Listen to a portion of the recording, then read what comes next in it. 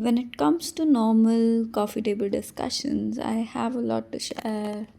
I have a lot to shed light on. I have a lot of learnings from different books, sources that I tend to talk about. But then recently I met a person, she's from a and because of the war, she's not able to go home, and her family is in a shelter, and it's very tricky. It's very hard for her.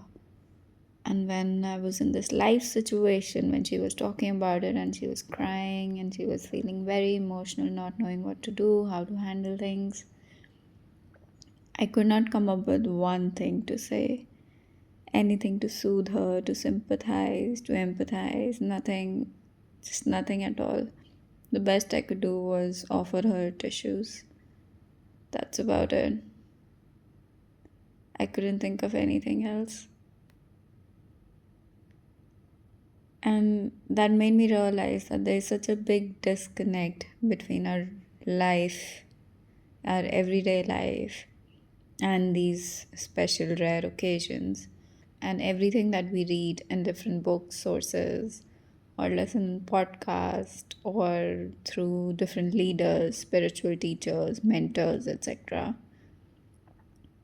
There's always a disconnect in how to apply it and how to practice it, how to link it all together.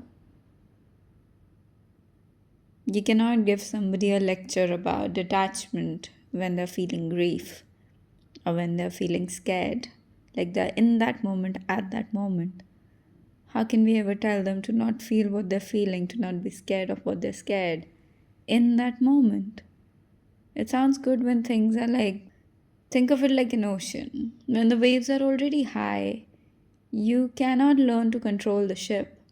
You can only learn to control the ship when the waters are calm. That's where you start to learn, and then one step at a time, gradually you learn to master the waves as well. But initially, you just need to learn to sail the boat in the calmest of waters. And if the waters are already high, how do you teach them? How do you talk about it? How do you communicate? You cannot talk about these ideas that are usually just seen as idealistic and sort of seen as something that cannot be practiced. Like I hear a lot of times when we are even talking in general in like very normal situations when things are not this extreme, and people say, talk realistic, this is not real, this is not how life should be, this is not what you can apply in your life. This all sounds really great, for the conversation's sake, but not to put in your practical life. And then something like this happens, and I was at a complete loss of words. At the end, I just had to apologize. I was like, I'm trying really hard to come up with something smart to say to help you, but I cannot think of anything right now. I'm sorry. I wish I could, but I can't. I'm sorry. That's all I could say to her.